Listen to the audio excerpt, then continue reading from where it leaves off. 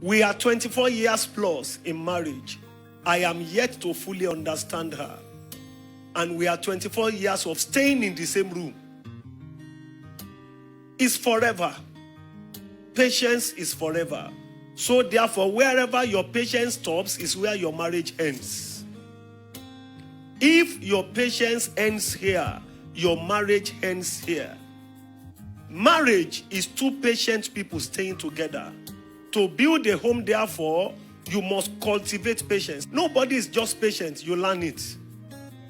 You learn it, please. You cultivate it. And number two, outburst of anger, lack of emotional intelligence. Nobody on this earth can stay with an angry person successfully. When your car overheats, what do? You park. You open it to cool down. You don't embrace a hot iron. So there can be peace, there can be joy. There are some men here, you are constantly hot. And there are some women here too. Your hotness is raised to power 30. Hot anger. I'm telling you, anger, angry outburst. How dare you abuse each other before your children? How dare you raise your voice that neighbors hear you? It's total irresponsibility. It means you are not even prepared to marry.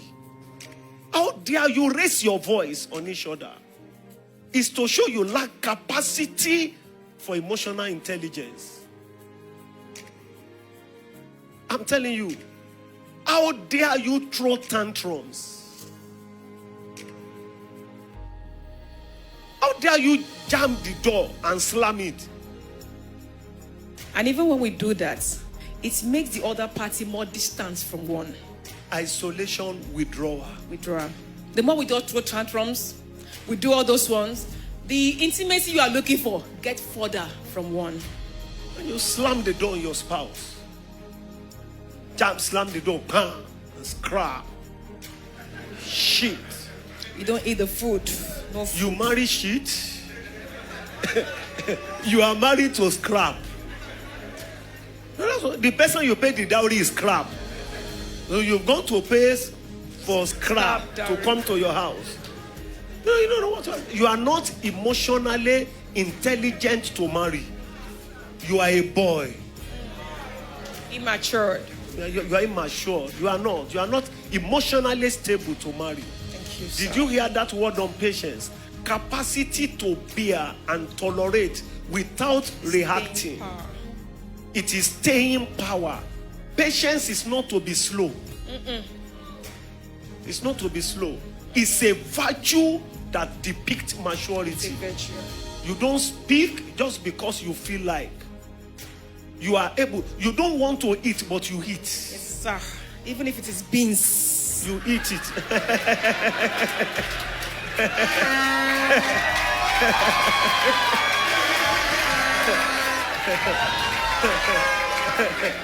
You know, I don't like beans.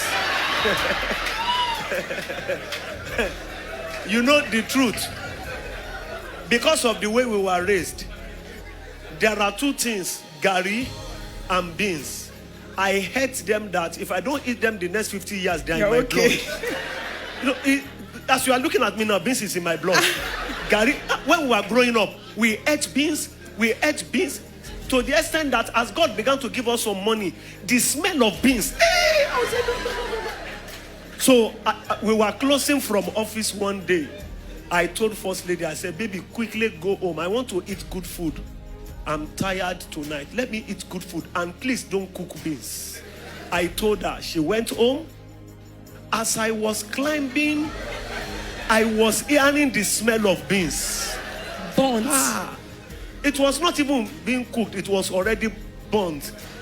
She put the beans on fire and she slept off. But the truth is that there was no money that day. It was only beans that was in the house. Remember, I was pregnant. I was so tired. I needed to sleep. So this is the other version of the story, sir. You see the two sides. That was a balance. You can see now that you need understanding. Yes, sir. I entered, I went to the kitchen, I removed the burnt offering to the Lord, I put it down, I went to the room, I woke her. As she stood up, because she was just with the clothes and everything, she stood up and ran to the kitchen. I said, no problem at all, baby. So we prayed and slept hungry, the two of us. No fighting, no anger, no reaction, no abuse. Thank you for all the Hallelujah. understanding. There is no marriage that won't go through it.